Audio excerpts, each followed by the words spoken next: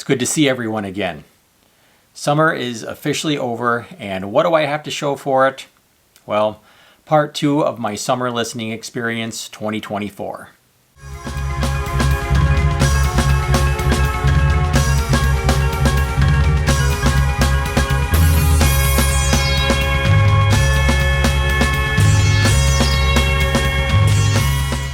If you haven't seen part 1, you could click on the link in the description below.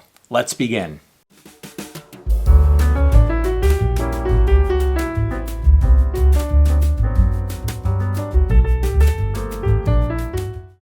There really isn't a whole lot of information out there about Ethos, but this is what I know. They're from Fort Wayne, Indiana, and they came out with 2 albums about a year apart. Let's face it, compared to Europe, there really wasn't a whole lot of progressive rock artists to come out of the United States. I will talk about both of the Ethos albums since they are similar in a lot of ways. As you can see on progarchives.com, their ratings are neck and neck. Ethos was signed to Capitol Records and released their first album, Ardor, in 1976. The original lineup consisted of 5 members, 2 of which were keyboardists, one appropriately named Duncan Hammond and the other Michael Ponchek. They also gave credit to a 6th member, Greg Riker, for mixing and effects. I can't tell you how long it's been since I first listened to this album, perhaps 5 or 6 years before the recording of this video, but I can tell you that I've returned to this album several times. Ardor is a great example of symphonic rock, and of course you could compare them to major players like Yes and Genesis, but overall I feel like they forged their own sound. It is full of great melodies and instrumental sections with lush keyboards.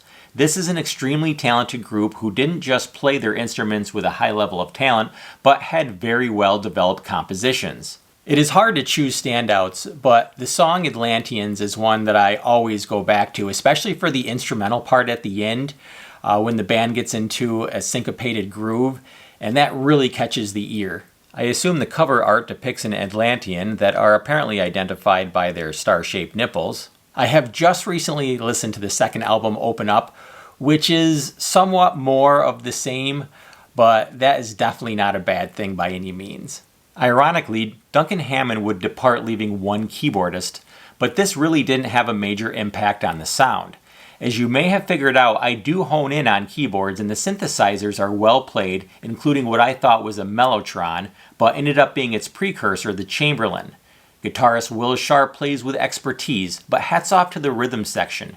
Drummer Mark Richards certainly does a lot more than just keep time, and bassist Brad Stevenson can really drive the sound, especially on songs like Start Anew. The bass is very upfront and deservedly so. Ethos was not afraid to show off their quirky side with laughter and studio banter, as well as their musical approach. When the lyrics stopped in the middle of a song, you knew something extraordinary is about to happen with an impending instrumental passage. Again, not a bad song on the album, but Ethos was another prog band that did show up a little late to the party. They were even the warm-up act for Kiss a couple of times. I am a quiet Kiss fan and even saw their very last concert, but Ethos and Kiss would have been an odd pairing. I mean, I would have dug it. Where did this shirt come from? With low record sales, Ethos would be dropped by the label, but some members continued on in the industry. So I have 2 versions of each album, one being mini LP sleeves that I've listened to, and the other jewel case versions recently released by Paisley Press that I haven't opened yet. If I did, I probably could have gotten more information from the liner notes.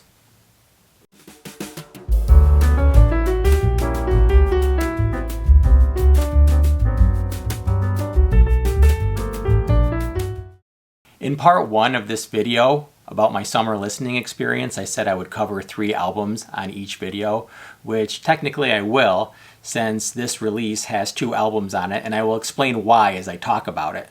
2066 and Then is a German band named after what will be the 1,000-year anniversary of the Battle of Hastings in 1066.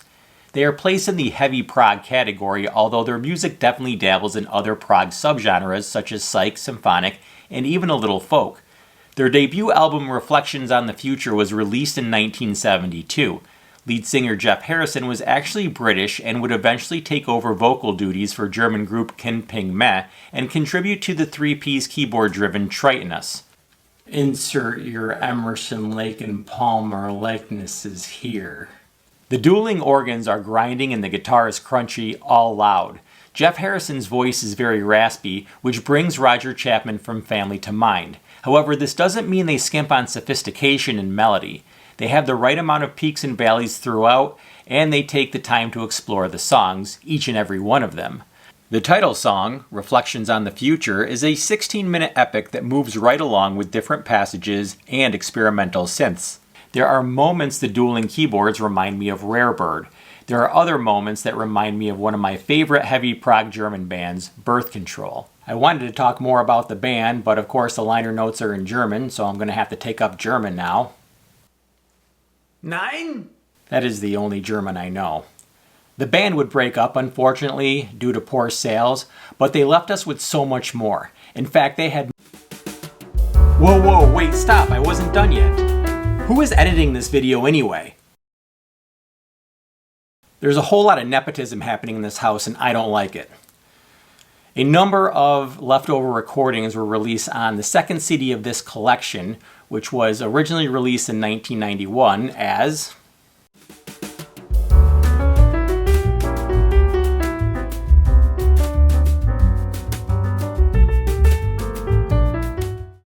Okay, so the second CD is not exactly the Reflections on the Past that was originally released in 1991, but it is very close with one omission and one addition. Reflections on the Past was released as a 3-sided record, leaving one side with nothing on it. It is mostly made of demo and live in-studio recordings that predated the recordings for Reflections on the Future. The in-studio live recordings of At My Home and The Way I Feel Today, which is a longer, more fleshed out version of How Would You Feel, and Spring Duet for Two Hammonds, are my favorites, plus they are quality recordings. I Want to Stay and Time Can't Take It Away are comparatively straightforward and shorter that were possible singles never released. Winter and I Saw the World were rougher studio outtakes. Omitted was a poor quality, longer version of At My Home that you can find on YouTube.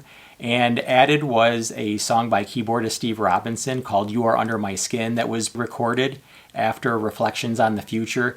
It's kind of an odd addition, but we take what we can get. Because of the complexities of this whole package, I'm going to tag out and refer you to a fantastic article written by Jerry Von Coten for dprp.net, who I reached out to and he kindly gave me his blessing to use his research. The link will be in the description below, and it really puts together the pieces of this puzzle. 2066 and Then was another great suggestion by Graham Allen. I hope you enjoyed this video as much as I enjoyed listening to these albums. Don't forget to like and subscribe, and I will see you in the next video.